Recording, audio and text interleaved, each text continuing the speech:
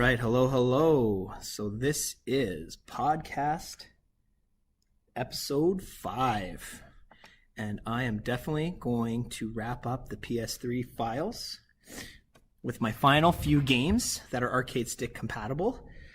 Before I forget, I'm going to start by telling you, number 1, I talked about Time Crisis in the last episode. I didn't say specifically which one that I was playing. It's Time Crisis 4, great with an arcade stick. The other thing I'm going to mention right off the bat is any PS1 game that you get on your PS3 that you download from the store is going to work with an arcade stick, because that's simply how PS1 games were designed, right? So with their controller and everything. I don't even think dual analog really matter, but I'm 99.9% sure that every PS1 game is going to work with an arcade stick. So I'm not even going to bother mentioning which specific games, just to tell you that all PS1 games are going to work. The next thing I'm going to do is start covering the games that I want to talk about. If you are lucky enough to get your hands on NHL 11, and it even says NHL 12 and NHL 13, you can download a game called 3-on-3 Nhl Arcade, and it's a hockey sports game for the Xbox 360 and PlayStation 3, obviously. It's using the NHL 09 engine, and it was developed by NHL 09's EA Canada under the EA Sports Freestyle banner. So it is a 3-on-3 hockey game. It's pared down to single contests of 3 NHL players plus 1 goalie per team, who are big head versions of their actual selves. So that reminds me of one of the NBA Jam games. The game allows for multiplayer online and offline play. I got that information from Wikipedia. So there's a game that you can play that's arcade stick compatible. Not bad, not a bad game actually. It's fun. So it's a demo, but whatever, you still have fun playing it. Now let's go to the next game. It's called Hypervoid. This is also from Wikipedia. It's a 3D shooter video game. It's a 3D tube shooter. The RM-24, a combat spaceship armed with 3 different weapons that can be fired simultaneously and are assigned to 3 different buttons. The weapons vary in damage, rate of fire, and bullet speed, and all of them consume energy from a shared power source that recharges over time, requiring the player to think and aim rather than just hold the fire button indefinitely. All right, that covers Hypervoid. I quite enjoy that game. That might be the one that's also available. Yeah, it's also available on PS4. So there you go. Let's get to our next game, Naruto Shippuden Ultimate Ninja Storm 2. I got this information from steampowered.com, or store.steampowered.com to be correct. It's the Ultimate Ninja Storm 2. Naruto Shippuden Ultimate Ninja Storm 2 is a tour de force of Naruto thrills and spills. Impressively faithful to the universe of the anime, the game takes players through the Shippuden story arc. Ultimate Ninja Storm 2 has been remastered in HD. Right, so that is a game that you can play with an arcade stick very well. It gets tagged as being action, adventure, anime, strategy, and fighting. So there you go with that one. Another game that's really good with the arcade stick is VT Tennis on the PlayStation 3, of course. I got this on Metacritic.com. It's the most competitive and addictive tennis game for the PSP, but you can also play it on the PS3. Virtual Toys' experience in this kind of games will help you become the new international circuit champion. Train your budding tennis star to serve, lob, and smash your way to victory with precision swipes in all. Let's just expand that paragraph. Directions, using its innovative controls. So there you go. That's a really good tennis game that you can play with an arcade stick. Okay, now I'm going to move into the realm of PS2 games. All these PS2 games that I was able to download on the PlayStation Store work with an arcade stick. So I'm just going to stick with these. I mean, you could try other ones and they may work, but these ones for sure were good with an arcade stick. One is called the Red Star. And I got this information from Wikipedia, by the way. It's an action video game based on the Red Star graphic novel. The story is based on a graphic novel of the same name. It is set in a futuristic, magic-using Soviet Union, which uses floating sky furnaces, magical ships, and warcasters, sorcerers, to conquer its enemies. So there you go. It's kind of an action game, and it's pretty fun. I haven't really got into too much of it. Just to give you more on what the genre is like, it's considered like a beat 'em up and a shooter. So you're interested in that, you might have a lot of fun playing. If you're interested in a game like that, it might be a lot of fun for you. So there you go. Okay, let's move on to the next one. We're going to do War of the Monsters. This is also from Wikipedia. It is a 3D fighting game for the PS2, but of course I'm playing it on the PS3 because I downloaded it from there. The game is set in the aftermath of an alien invasion of Earth where their hazardous fuels have spawned giant monsters that battle one another in city environments. It pays homage to kaiju films and 1950s science fiction films. Yeah, it looks like, obviously, like, it looks a little bit like Rampage and King Kong versus Godzilla, basically. Lots of fun. Even fun when you're just playing the computers, but imagine this being a multiplayer game. Super fun. Right. Wikipedia.org is where my next reference comes from for Star Wars Starfighter. It's a 2001 action video game, of course developed by LucasArts. It takes place right before the Battle of Naboo. The player unites alongside 3 Starfighter pilots and is allowed to take control of several different spacecraft to help stop the invasion that threatens Naboo.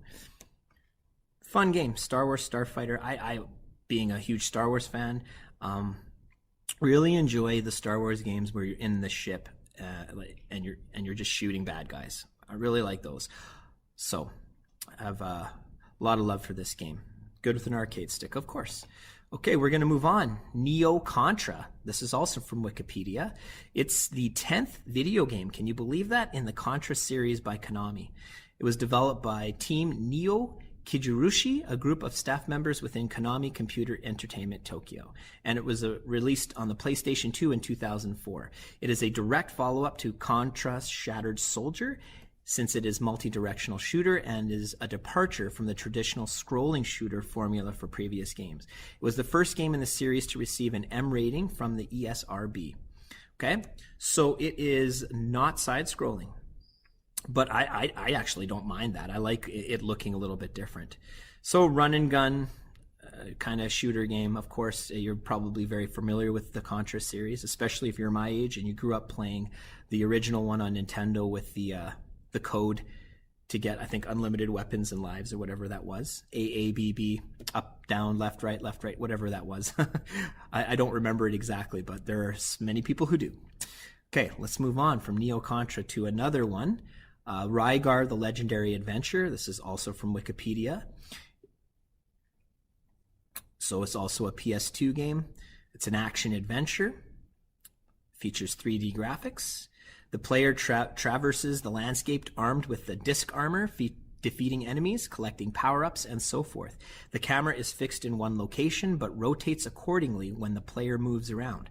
The game has many unlockable features like picture and movie galleries. Completing the game and meeting certain requirements enables the use of a number of special disc armors, as well as allowing the player to select any level. Yeah, I was pretty excited to play this when I got the arcade stick because I just like the feel of it. In general, I think you might agree with me. Games that you normally wouldn't play with an arcade stick, when you get an option to do that, it just has a different feel to it, and it makes it a little bit more fun. And you start to see this game as something that could have been in an arcade and could have been like a stand-up machine where you're popping quarters in and having just a ball playing it. So, moving on. Also from Wikipedia, Corvette Evolution GT. It's a racing video game released for the PS2 in 2006. What else? It was also released for the DS and Windows in 2006. It's a racing game, great racing game using Corvettes. Have a lot of fun playing it. I don't have much really to say about it other than that. But yeah, play it, enjoy it. Okay, let's move on. We're going to do Gradius 5. This comes from Wikipedia, this summary. So it takes place as a 2D scrolling shooter. It's a horizontal shooter with the Vic Viper contending with formations of enemies, both stationary and moving, that fire bullets. Players go through levels consisting of open space and others consisting of maneuvering through close quarters, which alter between horizontal and vertical scrolling. I haven't got to the vertical scrolling part, so now I can add to my original statement of this just being a horizontal shooter. It's also vertical scrolling, it says. It says, should players come into contact with anything on the screen, the Vic Viper explodes and they lose a life. Okay, of course, we know this stuff, right? So, Gradius 5, great game. Graphics are awesome. So, highly recommend that. I actually played it last night. So, yeah, let's move on. That was great. We are literally like 2 games away from finishing. Okay, Castle Shikigami 2. If you attempt to buy this one on eBay, you're probably going to spend quite a price. I got this on the PlayStation Store. In fact, every game that I mentioned today, other than the 3-on-3 NHL hockey game, which I bought NHL 11 and got from, every other game I've downloaded on the PlayStation Store, and they were very reasonably priced. Let's do the summary of Castle Shikigami 2 from Wikipedia. Okay, so Castle Shikigami 2 is a vertical scrolling shooter arcade game developed by Alpha System for actually the Sega Naomi arcade system board. It was subsequently ported in Japan to the Nintendo GameCube, then later to the Dreamcast, PS2, Xbox, Windows PCs. It was released in North America on the PS2 by XS Games as Castle Shikigami 2, and in Europe as Castle Shikigami 2 War of the Worlds. XS Games also published the first game in the series of North America and Europe, but under the name of Mobile Light Force 2. I have Mobile Light Force 1 and 2, I think. So, great vertical shooter, great soundtrack. Let's see if we can get some plot summary for you here. The backstory has the events of the game set in December 2006 as the castle of the title appears in the sky above Tokyo. In the beginning of the story, a giant castle appeared from above the city of Tokyo sometime during 2006. At 40 kilometers, the ship-shaped castle was known as Nejirita Castle. The battle between mankind and the gods is about to begin. Okay, so nothing more to say. Fun game. I enjoyed it.